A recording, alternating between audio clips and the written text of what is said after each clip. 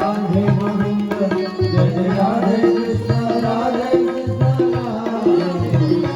जय जय राधे कृष्ण राधे कृष्ण राधे जय जय राधे कृष्ण राधे कृष्ण राधे।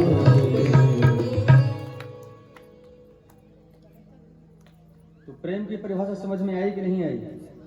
प्रेम संसार में नहीं हो सकता। प्रेम की मर्यादा है गुण रहितम कामना रहितम प्रतिक्षण वर्धमानम अविच्छिन्नम सूक्ष्मतर अनुभव रूपम। प्रेम अविच्छिन्न होता है। प्रेम स्वरूप परमात्मा ही केवल है। प्रेम ही राम ही केवल प्रेम किया। केवल राम भगवान ही प्रेम के योग्य हैं। संसार में वासना होती है, संसार में कामना होती है, संसार में परिच्छिन्नताएं होती है, अर्थात संसार में प्रेम नहीं हो सकता। प्रेम केवल भगवान से हो सकता है। प्रेम केवल भगवान से हो सकता है। भगवान के अलावा कहीं प्रेम की संभावना नहीं है।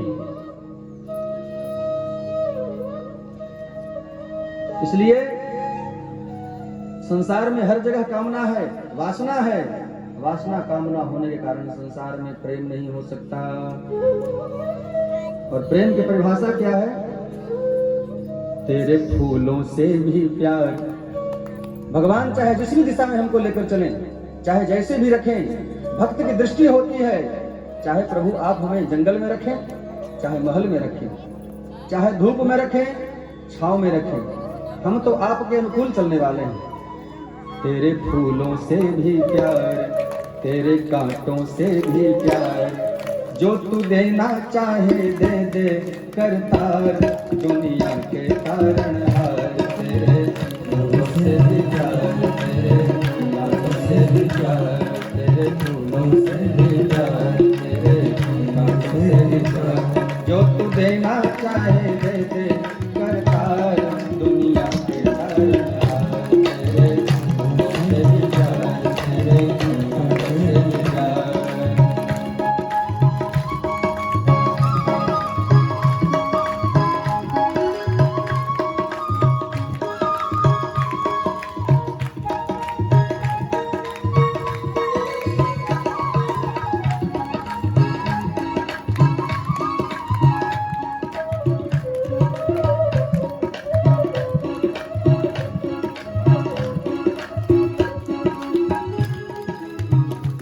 तेरी मर्जी में विधाता कोई छुपा बड़ा राज। तेरी मर्जी में विधाता कोई छुपा बड़ा राज। दुनिया चाहे हमसे रूठे तू ना होना नाराज। दुनिया चाहे हमसे रूठे तू ना होना नाराज। तुझे बंधन है बार बार, तुझे बंधन है बार बार, हमको कर ले तू स्वीकार, हमको कर ले तू स्वीकार, जो तू देना चाहे दे दे करतार, दुनिया के तारणहार।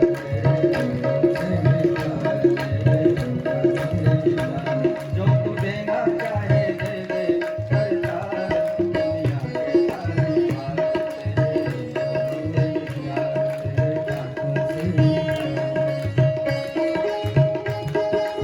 भाव से गाइए।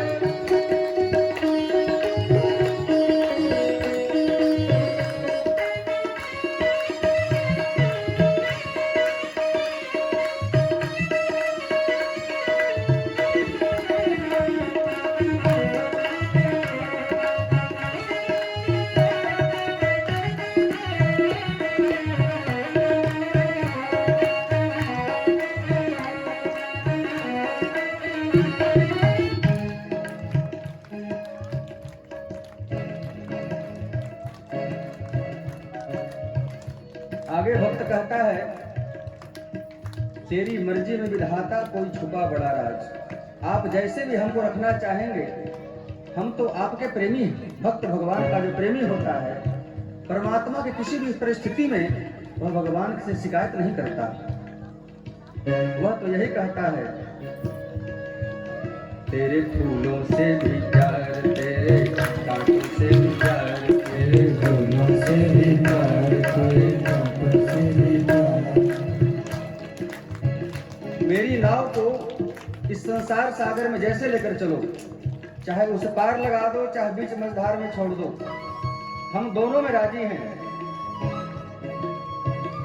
चाहे हमें लगा दे पार, चाहे हमें लगा दे पार, चाहे छोड़ बीच मझधार, चाहे छोड़ बीच मझधार, चाहे हमें लगा दे पार, चाहे हमें लगा दे पार, चाहे छोड़ बीच मझधार, चाहे छोड़ बीच मझधार, जो भी देना चाहे दे दे करता दुनिया के हर तेरे फूलों से भी प्यार, तेरे कांटों से भी प्यार, जो तू देना चाहे दे दे करता दुनिया के कारण हार, तेरे फूलों से भी प्यार, तेरे कांटों से भी प्यार।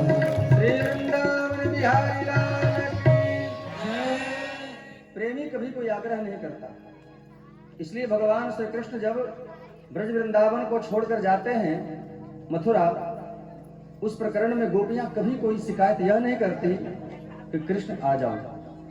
वृंदावन से मथुरा की दूरी कितनी है? मात्र 10 से 12 किलोमीटर होगी, लेकिन कभी उनसे न मिलने गई और न उनको कभी बुलाने की चेष्टा किया। तो उनकी मर्जी में हमारी मर्जी, इसी को कहते हैं तत्सुखी सुखित्वम। उनके सुख में अपने सुख की कामना, अर्थात अपने स्वार्थ के कारण, अपने इंद्रिय तृप्ति के लिए प्रेमास्पद से कुछ भी चाह नहीं करना, यह प्रेम का रहस्य है।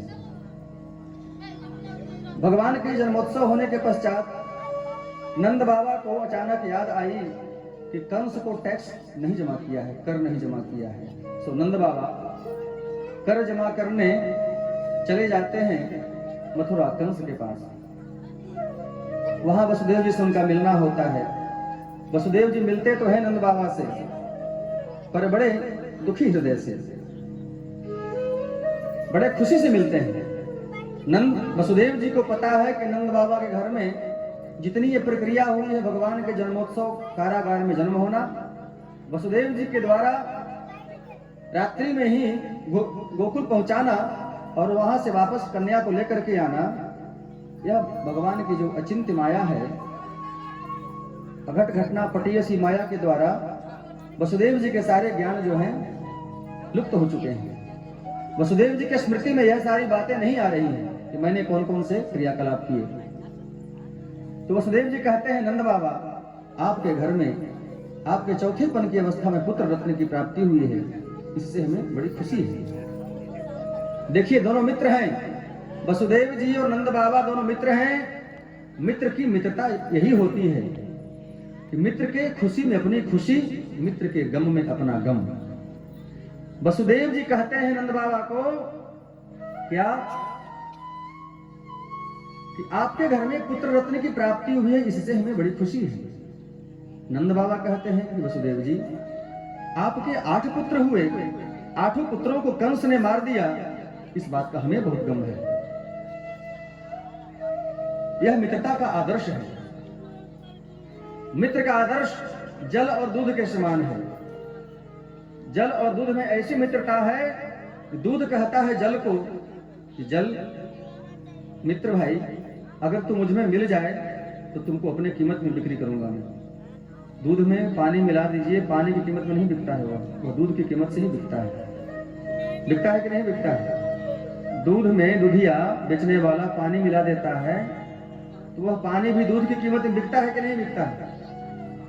तो जल और दूध की मित्रता ऐसी है। दूध कहता है जल को कि मेरे मित्र, तू अगर मुझसे मित्रता कर रहा है, तुम्हारी कीमत अपने बराबर नहीं कर दिया तो बताना। पानी को दूध की कीमत में बिकवा देता है। तो जल कहता है मित्र को, दूध को, कि दूध चिंता मत करो, अगर तुमने मेरी मित्रता निभाई कि मेरे जैसे संसार में जल की कोई कीमत नहीं होती, नहीं कहते हैं, एकदम पानी की तरह बहा दिया, मतलब पानी की कोई कीमत नहीं बोलते व्यवहार जगत में है कि पैसे को पानी की तरह बहा दिया, बिल्कुल, मतलब पानी की कोई कीमत नहीं है। जाकर पूछो कुवैत में, जहां पानी खरीदते हैं बोतल से, जहां पानी होता ही नहीं। ये आपका सौभाग्य है कि भारत भूमि में आपको जन्म हुआ है, भारतवर्ष के आप सब नागरिक हैं। भगवान की बड़ी विशेष कृपा है, भारतवर्ष में पानी की कोई कीमत नहीं, लेकिन फिर भी पानी यहां भी बिक रहा है। तो जल कहता, दूध कहता है मित्र जल को कि मित्र तू मुझसे मित्रता किया तो मैं कैसा मित्र जो अपने मित्र को मैं अपनी बराबरी में लाकर नहीं बिठा दूं। दूध कहता है जल को कि मेरी आप तुम्हारी कीमत मेरे समान हो जाएगी। तो जल कहता है दूध को कि दुग्ध मित्र अगर तुमने मेरी कीमत दूध के समान कर दिया तो मैं भी वचन देता हूं कि तुम पर जब भी संकट आएगा तो पहले मैं जलूंगा, तुम्हें जलने से बचा लूंगा। जब खोआ भागते हैं दूध को आंच पर चढ़ा कर रखे तो पहले कौन जलता है जी? दूध की पानी, पानी। यह पानी की मित्रता का यह पहचान है। दूध ने जल को अपने कीमत में बिकवाया तो जल कहता है चिंता मत करो मेरे मित्र, जब तुम्हें कोई संकट आएगा, जब तुमको लोग जलाएंगे आंच पर तपा तपा करके तो पहले मैं जलूंगा, पहली कुर्बानी मेरी होगी, तुम्हें जलने से बचा लूंगा मैं। यह मित्रता का की परिपाटी है, यह मित्रता का आदर्श है। वसुदेव जी इस बात से प्रसन्न है कि मेरे 8 बेटों को कंस ने मार दिया, इसका हमें गम नहीं। पर नंद बाबा कहते हैं, नंद बाबा घर में आनंद हुआ है ना, तो नंद घर आनंद हुआ, पर नंद बाबा वहां जाकर वसुदेव जी को कहते हैं कि वसुदेव जी हमें दुख इस बात का है, मेरे घर में तो पुत्र हुआ ऐसी खुशी है, पर गम इस बात का है कि आपके 8 बेटे को कंस ने मार दिया। क्या करें दुर्दान, इसका अंत कब होगा भगवान जाने। यह विचार कर ही रहे थे कि वसुदेव जी ने कहा कि देखो मित्र, अभी कंस जो है बहुत सारे कुचक्र करने वाला है और मुझे ऐसा लग रहा है कि आप यहाँ अपना कर जमा कर दिए हैं तो शीघ्र ब्रजमंडल पधार जाइए। नंद बाबा वहां से लौट जाते हैं और तब तक कंस ने क्या विचार किया? कंस ने विचार किया कि वह बालक भविष्यवाणी कभी झूठी नहीं हो सकती। भविष्यवाणी ने कहा था कि देवकी का अष्टम गर्भ तुम्हारा काल होगा, तो यह बात तो हमको स्वीकार करना ही पड़ेगा, भविष्यवाणी कभी झूठी नहीं हो सकती। तो यह झूठी कन्या कैसे हो गई जो अष्टभुजा धारण करके मुझे आकाशवाणी बताया कि तुम्हारा मारने वाला, तुम्हारा मौत, तुम्हारा काल तो प्रकट हो चुका है। अब कंस ने आपातकालीन बैठक बुला ली। आपातकालीन बैठक में जितने उसके मित्र थे, दुष्ट दैत्य, सबको आपातकालीन मीटिंग में बुलाया और कहा कि देखो भविष्यवाणी कभी झूठी नहीं हो सकती है, तो कोई ऐसा उपाय करो, कहीं न कहीं आकाशवाणी, उस देवी ने जो मुझे कहा है कि तुम्हारे मौत का जन्म हो चुका है, तो कुछ ऐसा करो कि अगर मेरे मौत का कहीं जन्म हुआ है तो उससे मौत को पहले मार दो। हम संसार के लोग इतने बुद्धिमानी होते हैं कि मौत को ही मारने का प्रयास करते हैं। मौत किसी कभी मरती नहीं है, मौत मारती है।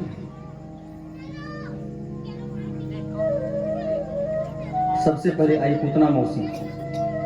इस सरकार क्यों चिंता करते हैं आप? इस 84 कोष ब्रजमंडल के अंतर्गत या और भी इर्द गिर्द क्षेत्रों में जितने बालक हुए हैं 10, 12, 15 दिन के अंदर, सभी बच्चों को मारने का ठेका मेरे पास है। यह कॉन्ट्रैक्ट मुझे दीजिए, इस काम को मैं संपन्न करूंगी। अरे तू कैसे करेगी? आप क्या समझते हैं मैं सर्वगुण संपन्ना हूं? अब तो कंस बड़ा प्रसन्न हो गया। तो तुम्हारे जाने की व्यवस्था करें, गाड़ी घोड़ा की व्यवस्था करें? नहीं, हम आकाश में उड़ के चले जाएंगे। कंस बड़ा प्रसन्न होता है। ठीक है, जाओ। भगवान की देखी कैसी उनकी बहिरंगनी माया का प्रभाव, जिसकी लाठी उसी का सिर। भगवान अपनी माया को प्रेरित करके यह लीला कर रहे हैं कि अभी से कंस के पक्ष में जितने भी कंस के सहयोगी हैं, उनके घर में जो बच्चे हैं वो सब कंस के पक्षधारी ही बनेंगे। पूतना ने जिन बच्चों को मारा है वह भगवान श्री कृष्ण का भक्त कोई नहीं है, वह सब कंस के ही पक्षधर थे। तो भगवान ने ऐसी प्रेरणा की पूतना को कि पूतना जाती है और जितने ब्रजमंडल में 84 कोष और उससे इर्द गिर्द जितने क्षेत्र हैं, सभी बालकों को मार देती है जहर पिला करके। अपने स्तन में कालकूट जहर भर रखी है और जितने बालक भविष्य में आगे चल करके भगवान के लिए धर्म संस्थापना में विरोध पैदा करने वाले हैं, अर्थात जो कंस के पक्षधर थे, उनको बाल्यावस्था में ही राधे राधे कर देते हैं। फुलवारी के माली को पता है कि कौन सा डाली बेकार है, इसको पहले छटाई कर दो। ऐसे ही भगवान ने अपनी बहिरंगनी माया से पूतना को प्रेरित करके सभी बालकों को बचपन में ही मरवा देते हैं। पूतना सब जगह भगवान का काम कर देती है उनकी माया से प्रेरित होकर, और पुरस्कार लेने के लिए भगवान के पास आ जाती है। इधर नंद महल में बहुत बृहद उत्सव मनाया जा रहा है। सारे ब्रजवासी सज धज करके नाच रहे हैं, गा रहे हैं, उछल रहे हैं, कूद रहे हैं। नंद के आनंद भयो जय कन्हैया लाल की, नंद के आनंद भयो जय कन्हैया लाल की, नंद के आनंद भयो जय कन्हैया लाल की, नंद के आनंद भयो जय कन्हैया लाल की। पूरे ब्रजमंडल में आनंद है, लेकिन पूतना उसी में जाकर के बहुत सुंदरी बनकर के घुस जाती है। जाने का विचार करती, कैसे जाऊं इतने भयंकर भीड़ में। अब उसके बड़े बड़े लंबे लंबे 4-4 फीट के दांत हैं, बड़ी बड़ी जटाएं हैं, विकराल शरीर है, उसको सब लोग पहचान लेंगे। पूतना अत्यंत सुंदरी बनकर के ताम केशबंध व्यक्ति सक्त मल्लिका विहन्यतम वस्तन कृच्छ मध्यमाम सुवास संकंपित कर्ण भूषण कुशल सत्कुंतल मंडिताननाम। बहुत सुंदर बनकर के पूतना हाथ में कमल लेकर के और लक्ष्मी जी की सी चाल चलती हुई और विश्व सुंदरी बनकर के उस ब्रजवासियों के बीच में चलती हुई चली जाती है। सबने देखा भाई इतनी सुंदरी कहां से आई है, कोई न कोई चीफ गेस्ट होगी तभी तो चली आ रही इतनी सुंदरी बनकर के। सीधे चली गई नंद महल में। नंद महल में जहां भगवान श्री श्याम सुंदर बालकृष्ण फलना पे शयन कर रहे थे, वहीं पर जाकर के नंदरानी से प्रणाम करती है। नंदरानी जय जय राधे श्याम। नंदरानी ने सोची कि कौन देवी आ गई, देवी हमें पहचानती नहीं है। अरे तुम्हारे घर में इतने बृहद उत्सव का आनंद हो रहा है, हमको पहचानना भी भूल गई। नंदरानी ने विचार किया कि हो सकता है कि पुरानी भीड़ भाड़ नहीं पहचान दे, जल्दीबाजी में हूँ। तो कहा ठीक है देवी, मैं आपके पुत्र का दर्शन करने के लिए आई हूँ। माता जी ने इशारा कर दिया कि पालने में हमारे लाल सो रहे हैं। पुतना वहां जाती है और बड़े प्यार से उनको देखती है। पहले जो ही भगवान ने पुतना को देखा, दोनों आंख बंद कर लिए, दोनों आंख बंद कर लिए। क्यों आंख क्यों बंद कर लिया भगवान ने पुतना को देखकर? भगवान जान रहे हैं कि हमको जहर पिलाने के लिए आई है। भगवान ने सोचा कि हम तो वृंदावन आए थे ब्रजमंडल में कि माखन मिश्री खाने को मिलेगा, यहाँ पहले ही हमको जहर पीने के लिए मिल रहा है, क्या करें, कैसे करें हम? अब जहर पीने का हमको अभ्यास तो है नहीं। जहर पीने का अभ्यास भोले बाबा को है। श्री वृंदावन बिहारी लाल की। भगवान ने दोनों आंख इसलिए बंद कर लिया कि भगवान तो माखन मिश्री खाने वाले कृष्ण कन्हैया हमारे हैं। जहर पीने का अभ्यास भोले बाबा को है। समुद्र मंथन से जो कालकूट जहर निकला था, हलाहल विष, उसको भगवान श्री शिव जी ने ग्रहण किया था। भगवान आंख बंद करके भोले बाबा का आवाहन कर रहे हैं, प्रभु हमको तो जहर पीना नहीं आता है, और ये मौसी जी आ गई दूध पिलाने के लिए, तो हम तो दूध पीना जानते हैं केवल, तो दूध मैं पी लूंगा और जहर आप पी लेना। तो भोले बाबा को आवाहन करते अपने हृदय में, हे भोलेनाथ आप हमारे हृदय में आविष्ट हो जाइए, जहर को आप पी लेना और दूध मैं पी लूंगा। इसलिए भगवान ने आंख बंद कर लिया। दूसरा कारण यह है आंख बंद करने का कि किसी बाल हत्यारिणी स्त्री का दर्शन करना शुभ नहीं माना जाता है। भगवान ने धर्म की स्थापना, प्रेम का आदर्श प्रस्थापित करने के लिए ब्रजमंडल में प्रकट हुए, और यात्रा ही सबसे बड़ी खराब चीज है। यात्रा अगर शुभारंभ अगर अच्छा नहीं है तो पूरी यात्रा खराब मानी जाएगी। भगवान ने सोचा कि प्रथम लीला देवी जी से पाला पड़ रहा है, तो यह यात्रा ठीक नहीं है। इसलिए यात्रा में अनिष्ट वस्तु का दर्शन करना ठीक नहीं है शुभारंभ में। इसलिए भगवान ने दोनों नेत्र बंद कर लिए। भगवान रामावतार में सबसे पहले ताड़का को मारे, और कृष्णावतार में सबसे पहले पुतना का ही श्री गणेश होने वाला है। भगवान सोच रहे हैं कि ऐसी बाल घातनी